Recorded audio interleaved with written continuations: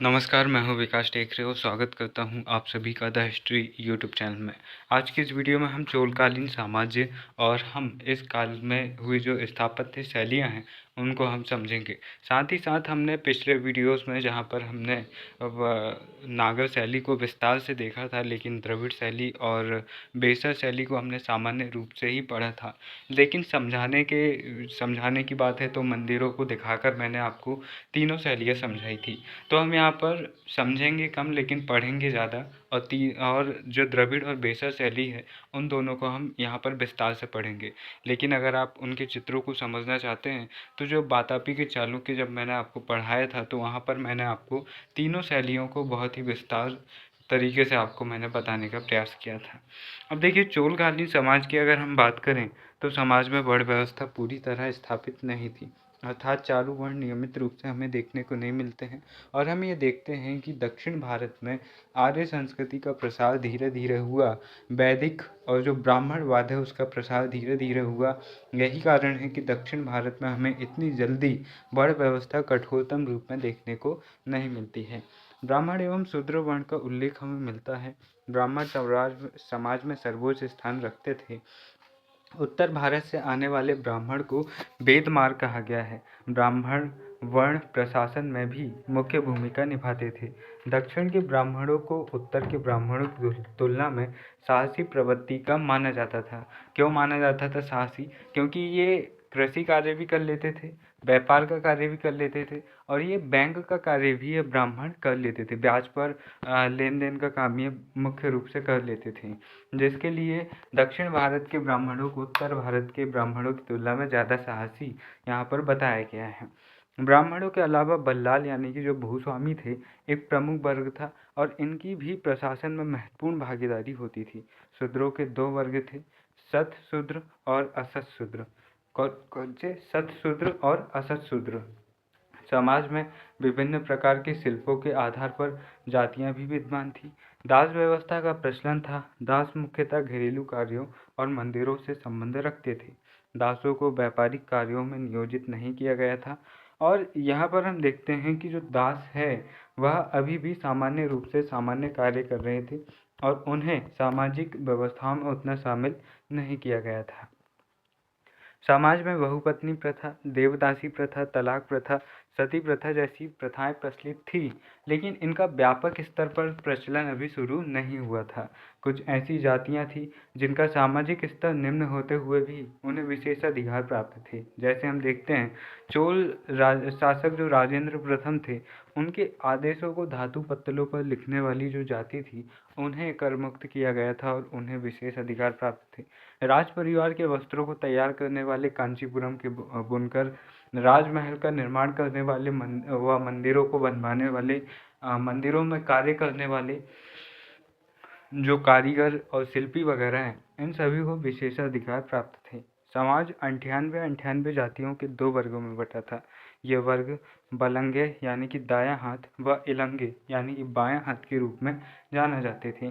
स्वाभाविक सी बात है, हमारा जो दायां हाथ होता है, 90% लोगों का जो राइट हैंड होता है वह ज़्यादा कार्य करता है, ठीक है, लेफ्ट हैंड की तुलना में। तो जो राइट हैंड होता है उसको ज़्यादा सम्मान प्राप्त होता है। तो इसी तरह से यहाँ पर जो दायां हाथ है, बलंगे, इस जाति समूह को ज़्यादा अधिकार प्राप्त थे।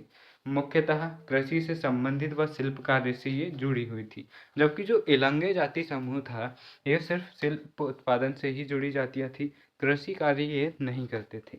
बलंगे जातियों को समाज में विशेषाधिकार प्राप्त था एवं ब्राह्मण एवं बल्लाल जो जमींदार वर्ग है वह भी इनका समर्थन करते थे, जबकि बलंगे की तुलना बहुत कम थी और इनका सम्मान और इनका समर्थन कम था। अधिकार प्राप्त इन्हें थे तथा सामाजिक स्तर भी इनका नीचा था। इनका जो सामाजिक स्तर है इलंगे का, वह कमजोर था। तो आप इस तरह भी समझ सकते हैं, बलंगे में बल है, बल यानी कि ताकतवर, ताकतवर को सम्मान मिलता है क्योंकि ताकतवर के पास में धन होता है, उसके पास में राजनीतिक पकड़ होती है, इसलिए उसके पास में सम्मान होता है। और जो इलंगे हैं वो तो ऐसे ही इल्ली बिल्ली टाइप के हैं, तो उनके पास में कुछ भी नहीं है, ना तो सम्मान है और ना ही धन है और ना ही कोई पद है। चोलकालीन समाज में बलंगे और इलंगे के बीच संघर्ष के अनेक उदाहरण हमें मिलते हैं और कई बार ऊंच नीच यानी कि अपने स्तर को बढ़ाने के लिए भी ये आपस में लड़ते हुए आपको नजर आते हैं। जैसे हम देखते हैं कुलोत्तुंग प्रथम के समय पर ऐसे संघर्ष हमें देखने को मिलते हैं। अब यहाँ पर तो हमने देख ली सामाजिक स्थिति। अब यहाँ पर से हम देखते हैं चोलकालीन स्थापत्य को, जिसके लिए चोल काल विशेष तौर पर जाना जाता है और द्रविड़ शैली का मुख्य विकास यहाँ पर भी होता है। हमने पिछले वीडियोस में पल्लव काल को देखा था और हमने ये समझा था कि किस तरह से पल्लव वंश या पल्लव स्थापत्य, जहाँ पर 4 अलग अलग राजाओं के नाम पर हमें शैलियाँ देखने को मिलती है, तो पल्लव काल द्रविड़ कला का आधार काल माना जाता है।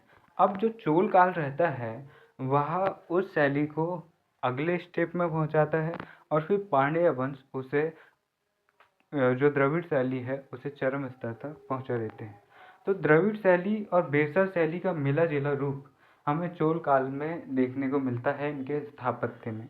अब ये चीज़ समझ लीजिए कि जो द्रविड़ शैली है इसके विकास क्रम को देखें तो पल्लव वंश में मंडप हमने देखा था कि मंडप आकार में मंदिर बन रहे हैं। अब ये एक स्टेप और जाते हैं आगे और थोड़ा सा और विकास होता है और चोल वंश के काल में हमें गर्भगृह एवं विमान यानी कि शिखर हमें देखने को मिलते हैं।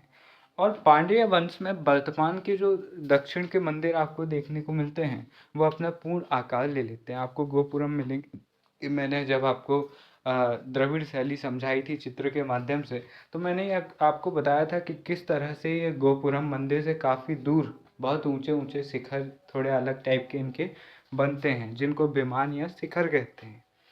तो पांड्यों के समय पर ये जाकर इनकी जो स्थापत्य शैली है द्रविड़ वह पूर्ण रूप लेती है, लेकिन इसका एक हिस्सा पूरा होता है चोल काल में। द्रविड़ शैली के मंदिर आधार से शीर्ष तक अष्टकोणीय होते थे। गर्भगृह वर्गाकार होता था और उसके चारों ओर छत से ढका हुआ प्रदक्षिणा पथ होता था।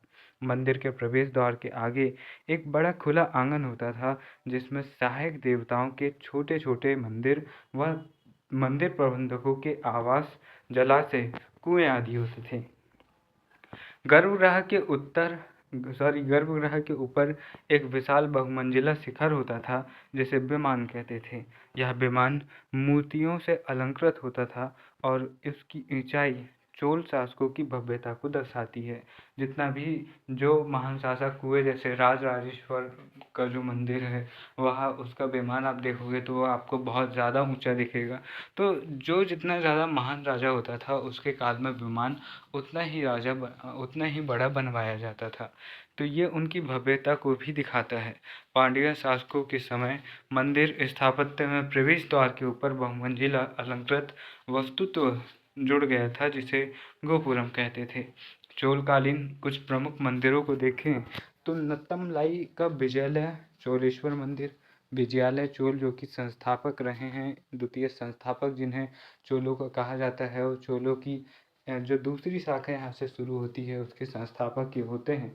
नत्तामलई का विजयालय चोलेश्वर मंदिर, इनके नाम से ही आप देख सकते हैं कि चोलेश्वर मंदिर को विजयालय चोल द्वारा बनवाया गया।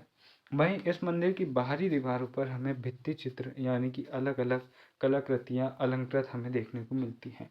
फिर तिरुचिनापल्ली का कोरंगनाथ मंदिर, पारंतक प्रथम ने इसे बनवाया और इस मंदिर को श्रीनिवास नल्लूर का मंदिर भी कहते हैं।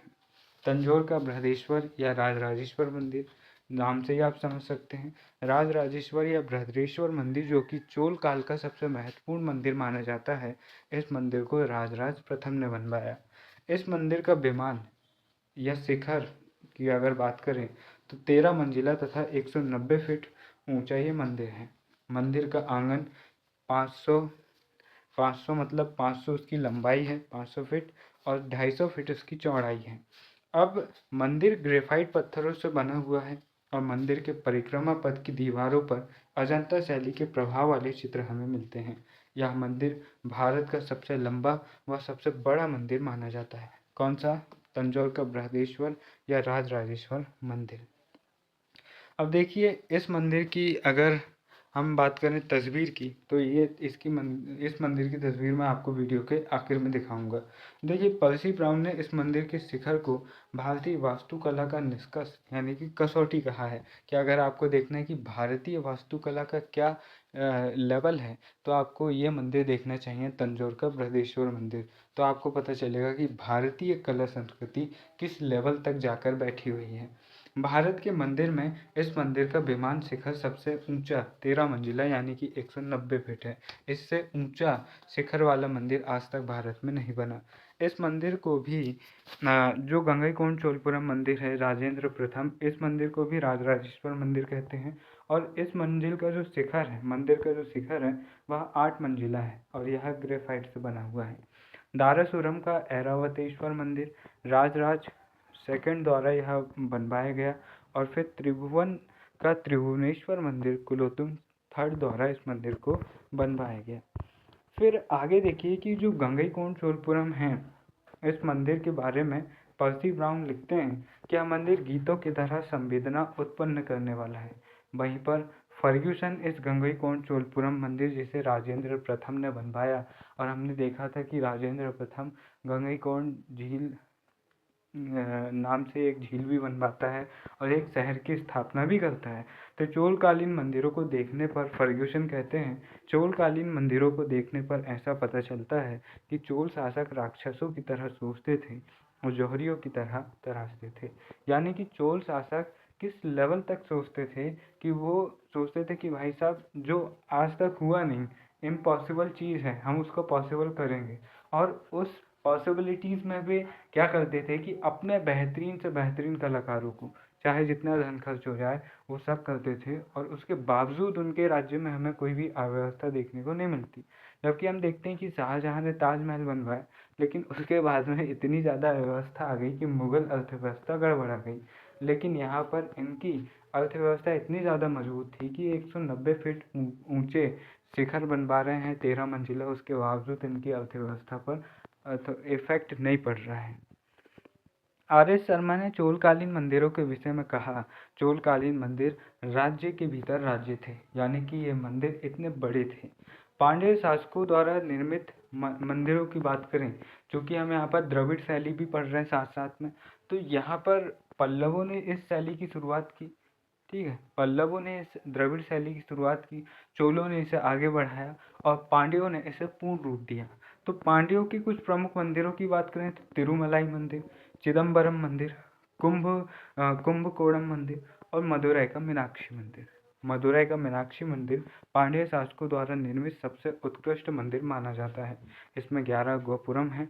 11 गोपुरम का मतलब जो ऊंचे ऊंचे गेट टाइप के होते हैं ना, जो हमने चित्रों में देखे थे, वो यहाँ पर 11 हैं, जिसमें सबसे ऊंचा गोपुरम 60 फीट का है। सबसे ऊंचा गोपुरम कितने का है? 60 फीट का है।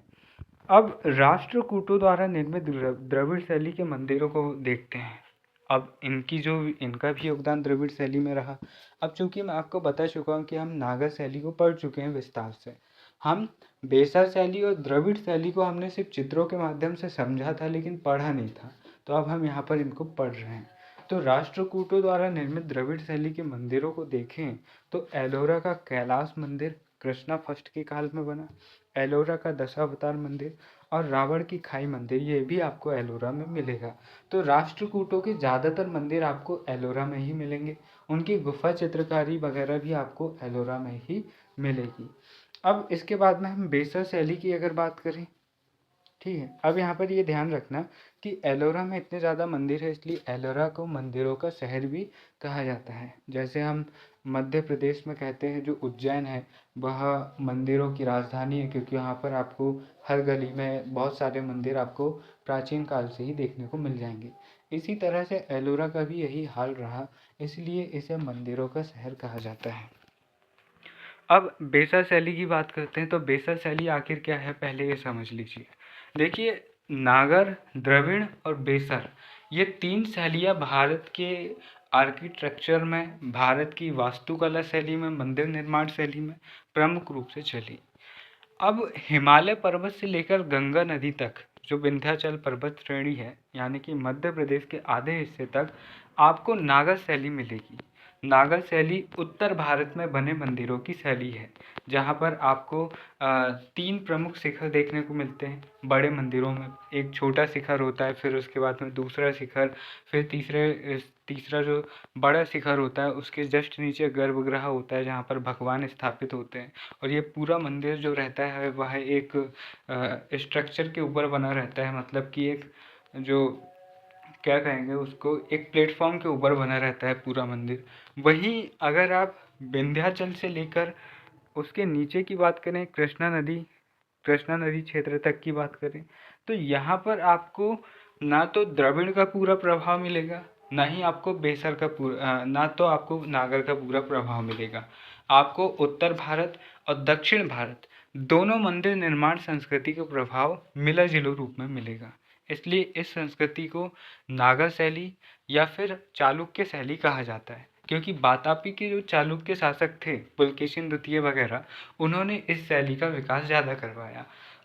अब कृष्णा नदी से नीचे का जो भाग रहता है जहाँ पर चोल वंश, पांड्य वंश वगैरह हम देखते हैं, तो यहाँ पर जो मंदिर निर्माण शैली बनती है उसको द्रविड़ शैली कहते हैं, जो कि पल्लवों के काल में विकसित होना शुरू होती है। चोलों के काल में काफ़ी अच्छी खासी विकसित हो जाती है। हम देख रहे हैं कि कैसे 13-13 मंजिल के आपको शिखर देखने को मिल रहे हैं, गोपुरम वगैरह। तो यहाँ पर चोल काल में विकसित होती है और पांड्य काल में यहाँ अपना पूर्ण रूप ग्रहण कर लेती है। तो इस तरह से भारत में मंदिर स्थापत्य की 3 प्रमुख शैलियाँ आपको देखने को मिलेगी। नर्मदा नदी से उत्तर में, पूरे उत्तर भारत में आपको नागर शैली मिलेगी, और नर्मदा नदी यानी कि विंध्याचल पर्वत से कृष्णा नदी तक आपको बेसर शैली मिलेगी, जहाँ पर आपको द्रविड़ और नागर दोनों का मिला जुला रूप मिलेगा। और कृष्णा नदी से नीचे आपको द्रविड़ शैली मिलेगी। द्रविड़ से आप ऐसा भी समझ सकते हो कि दक्षिण के प्रमुख 5 राज्य हैं, केरल, तमिलनाडु, कर्नाटक और जो आंध्र प्रदेश, तेलंगाना वगैरह है, इन सभी को क्या कहते हैं, इनको द्रविड़ द्रविड़ स्टेट कहते हैं। ठीक है, क्योंकि यहाँ पर की जो भाषा है उनको द्रविडियन लैंग्वेज भी कहते हैं। तो यहाँ पर आप इस तरह भी समझ सकते हो कि इन क्षेत्रों में जो कला संस्कृति पनपी उसे द्रविड़ कला संस्कृति कहा गया। अब देखिए, जो बेसर शैली है या चालुक्य शैली है, इसको देख लेते हैं। यहाँ पर जो संबंधित वंश रहे वह थे चालुक्य और होयसल। सबसे प्रमुख थे चालुक्य। इनके काल में यह शैली अपने विकास को शुरू करती है और अपने चरम स्तर तक पहुँच जाती है। क्षेत्र की बात करें तो विंध्याचल और कृष्णा नदी के मध्य का क्षेत्र इस वास्तुकला के अंतर्गत आते हैं। अब यहाँ पर एक बार और इसके ज़रिए समझ लीजिए, नागर शैली जो है वह आपको नागर शैली हिमालय पर्वत से विंध्याचल के मध्य मिलेगी, और विंध्याचल से कृष्णा नदी के मध्य आपको बेसर शैली मिलेगी, और कृष्णा नदी से दक्षिण भारत में आपको द्रविड़ शैली मिलेगी। बेसर का मतलब होता है मिश्र। तो इस बेसर शैली को मिश्रित शैली भी कहते हैं। इसका शाब्दिक अर्थ मिश्रित होता है। तो यहाँ पर से आप ये भी समझ सकते हो, उत्तर भारत और दक्षिण भारत की स्थापत्य कलाओं के मिश्रण रूप को क्या कहते हैं, बेसर शैली। जिस तरह से पूंजीवाद और साम्यवाद को मिलाकर भारत की मिश्रित अर्थव्यवस्था बनती है, जहाँ पर समाजवादी अर्थव्यवस्था का निर्माण होता है, जिसमें पूंजीवादी तत्व और समाजवादी साम्यवादी तत्व दोनों तत्व मिश्रित रूप में हमें थोड़े ज़्यादा मात्रा में देखने को मिलते हैं। इसी तरह से इस बेसर शैली या मिश्रित शैली में भी यही है। यहाँ पर हमें नागर और द्रविड़ दोनों स्थापत्य कलाओं के गुण हमें देखने को मिलते हैं। इसीलिए ये तय नहीं कर पाए इतिहासकार कि हम इसे नागर माने या द्रविड़ माने, इसलिए इसे मिश्रित माना गया और उसके लिए बेसर शब्द का इस्तेमाल किया गया। और इस शैली को ध्यान में रखना, इसे चालुक्य शैली भी कहते हैं, क्योंकि जो वातापी के चालुक्य शासक रहे उन्होंने इस शैली को ज़्यादा विकसित किया। बेंगी के चालुक्य वगैरह ने भी इस शैली में अपना योगदान दिया। अब देखिए, इस शैली की विशेषताओं को अगर देखें तो नागर व द्रविड़ की ये मिश्रित शैली बेसर शैली कहलाती है। बेसर का अर्थ है मिश्रित, और इनका जो आकार होता है वह होता है अर्धगोलाकार। बेसर शैली के मंदिरों में विमान एवं मंडप का प्रयोग तथा कई बार अतिरिक्त खुले मंडप का भी प्रयोग हमें देखने को मिलता है। इसी प्रकार मंदिर में गर्भगृह के चारों ओर छद विहीन प्रदक्षिणा पथ तथा शिखर विमान के ऊपर अलंकृत ताटव के प्रमाण हमें मिलते हैं। ताटव का मतलब क्या होता है, एक शिखर ये होता है और शिखर के ऊपर में आपको सब शिखर आपको देखने को मिलते हैं, उरुस श्रृंग वगैरह जो हमने कहाँ देखे थे, जब हमने पढ़े थे खजुराहो का जो कंदरिया महादेव मंदिर है, हमने उसको देखे थे कि उप शिखर कैसे निकल रहे हैं मुख्य शिखर के ऊपर से। तो आपको ये शिखर के साइड से जो एंगल टाइप में जो शिखर आपको निकलते हुए दिख रहे हैं, इन्हें क्या कहा गया है? इन्हें कहा गया है ताटक। अब इसके बाद में बेसा शैली के कुछ उदाहरणों की बात करें तो बातापी, ऐहोल और पटाडकल में इनके कुछ केंद्र आपको देखने को मिल जाएंगे। कुछ मंदिरों के उदाहरण देखिए तो ऐहोल का लाट खाना मंदिर, यहाँ पर सूर्य मंदिर और दुर्गा मंदिर है। हुच्ची माली गुड्डी मंदिर, अब यहाँ पर ये दुर्गा मंदिर को ध्यान में रखना है, यहाँ पर देवी दुर्गा का मंदिर नहीं है, ये एक दुर्ग था, दुर्ग यानी कि किला, दुर्ग मंदिर था, बाद में अपभ्रंश होकर इसका नाम हो गया दुर्गा मंदिर। हालांकि ध्यान रखना, ऐसे कंफ्यूजिंग सवाल अक्सर आते हैं, ये देवी दुर्गा का मंदिर नहीं है, ये एक दुर्ग मंदिर था। दुर्ग मंदिर, दुर्ग किसको कहते हैं? किला यानी कि फोर्ट को कहते हैं। तो ये एक किला मंदिर था, बाद में अपभ्रंश होकर समय के साथ साथ शब्दों में झोल-झाल हुआ और इसे दुर्गा मंदिर कहा जाने लगा। हुच्ची मालती गुड्डी मंदिर, लोक्की गुंडी मंदिर जैन मंदिर है यहाँ, मेवुती मंदिर यह भी जैन मंदिर है, सिद्धेश्वर मंदिर, मुक्तेश्वर मंदिर और पड्डाटकल का लोकेश्वर एवं त्रिलोकेश्वर मंदिर। इले बिड का होयसलेश्वर मंदिर, जो कि होयसल शासक विष्णुवर्धन ने बनवाया था, और हमने देखा कि होयसल वंश भी यहाँ पर जो बेसा शैली है उस शैली के अपनाने वाले वंश में से ये होते हैं। अब ऐहोल में 70 से अधिक हमें मंदिर मिले हैं, इसलिए ऐहोल को मंदिरों का नगर कहा जाता है। ऐहोल का लाटखाना मंदिर स्थित दुर्गा मंदिर देवी दुर्गा से संबंधित नहीं है, यह एक दुर्ग में स्थित है और समय के साथ साथ इस दुर्ग मंदिर को दुर्गा मंदिर कहा जाने लगा। I think you can understand. अब देखिए पड्डाटकल का विरूपाक्ष मंदिर की अगर हम बात करें तो द्रविड़ शैली का यह मंदिर है और राजराज सेकंड द्वारा बनवाया गया दारासुरम का ऐरावतेश्वर मंदिर के बाहरी भाग में हाथी द्वारा इसके पहियों को खींचे जाने का अंकन हमें मिलता है। ठीक है, द्रविड़ शैली का ये एक नोट है, ये चीज़ आपको ध्यान रखनी है। क्या ध्यान रखनी है? राजराज सेकंड द्वारा बनवाया गया दारामुरम का ऐरावतेश्वर मंदिर के बाहरी भाग में हाथी द्वारा इसके पहियों को, इस मंदिर को खींचे जाने का अंकन हमें देखने को मिलता है। तो यहाँ पर ये तस्वीर में आप देख सकते हो, ये जो मंदिर आपको दिख रहा है ये तंजौर का बृहदेश्वर मंदिर है, और ये आप देख सकते हो कि कितना जो सही तरीके से बनाया गया है। और ये इसकी जो पूरी लंबाई है, इसकी पूरी लंबाई कितनी है? 190 फीट हमने देखा था। यहाँ पर आप और अच्छे से इस मंदिर को देख सकते हैं। तो ये यूनेस्को वर्ल्ड हेरिटेज साइट भी है। तंजावुर में ये मंदिर आपको देखने को मिलेगा और ये काफ़ी ज़्यादा ऐतिहासिक मंदिर है और काफ़ी अच्छे तरीके से आप इस मंदिर को देख सकते हैं।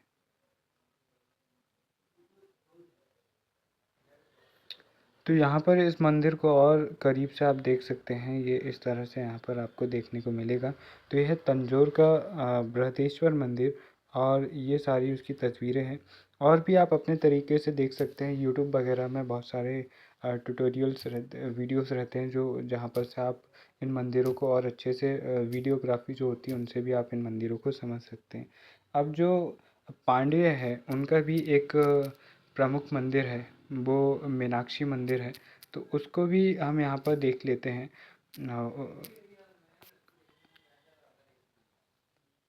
उससे भी आप चीज़ों को समझ पाएंगे। तो यहाँ पर देखो, ये जो मंदिर है यहाँ पर दिख रहा है आपको, ये मंदिर मीनाक्षी टेम्पल है। ये जो मीनाक्षी टेम्पल है ये न केवल पांड्यों का बल्कि जो दक्षिण भारत में आपको एक कला देखने को मिलेगी द्रविड़ कला, उसका सबसे अच्छा उदाहरण ये माना जाता है और उसका स्वर्णिम काल इस मीनाक्षी मंदिर के समय पर था। आप यहाँ पर देख सकते हो कि कितने खतरनाक तरीके से यहाँ पर बाहरी दीवारों पर आपको भगवानों का अलंकृत स्वरूप मिल जाएगा। यहाँ पर छोटे छोटे चित्रों के माध्यम से भगवानों को दिखाया गया है, अलग अलग भगवानों को दिखाया गया है जो उनके सहयोगी देवता हैं उन्हें दिखाया गया है। तो यहाँ पर आप इन मंदिरों को देख सकते हो। तो ये काफ़ी ज़्यादा भव्य मंदिर है और आज भी मदुरई में ये देखने को मिल जाएगा आपको। और ये बहुत ही ज़्यादा फेमस मंदिर है द्रविड़ शैली का, और पांड्य शासकों द्वारा इसे बनवाया गया था। तो यहाँ पर मुझे उम्मीद है कि आपको ये वीडियो पसंद आया होगा और चीज़ें आपको यहाँ पर समझ में आई होगी। और हम यहाँ पर समझ रहे थे, इनके स्थापत्य को हमने देखा, तो उम्मीद है कि आप इन चीज़ों को समझ पाए होंगे। और चित्रों के माध्यम से जो चीज़ें हम देखते हैं वो हमें ज़्यादा ध्यान रहती है। तो इन शैलियों के मंदिरों को अगर आप यूट्यूब में सर्च करके और बेहतर तरीके से देखोगे तो शायद आपको और अच्छे तरीके से ये शैलियाँ आपके दिमाग में बैठ जाएगी। इसलिए अलग अलग शैली का, जैसे हम बात करते हैं जो नागर शैली है, उसका सबसे अच्छा जो उदाहरण माना जाता है नागर शैली का, वो माना जाता है जैसे जो खजुराहो के मंदिर है, ख़ास तौर पर खजुराहो का जो सबसे प्रसिद्ध कंदरिया महादेव मंदिर है, उसको देखकर आप बहुत अच्छे से समझ सकते हो, क्योंकि वो अपने समय की जैसी स्थिति में बना था वैसी स्थिति में आज आपको मिल जाएगा। वहीं अगर आप बेसर शैली को देखोगे तो आपको चालुक्य शासकों द्वारा जो मंदिर बनवाए गए उन्हें देखकर आप उस शैली को समझ सकते हो। वहीं द्रविड़ शैली की बात करेंगे तो आप राजराजेश्वर मंदिर हो, या फिर जो तंजौर का मंदिर हो, या फिर ये मीनाक्षी मंदिर हो, इन मंदिरों के आप यूट्यूब वीडियोस देखना या पिक्चर्स देखना, उससे आप और बेहतर तरीके से समझोगे और ये आपके दिमाग में बैठ जाएगी। फिर कोई आपसे नींद से भी उठा के पूछेगा तो आप बता पाओगे। तो आप अपनी पढ़ाई को जितना ईजी बना सकते हो उतना ईजी बनाओ, क्योंकि ज़्यादा कठिन बनाने से आपकी समस्या बढ़ेगी। फिर मिलेंगे अपने किसी और वीडियो में, तब तक के लिए नमस्कार, जय हिंद।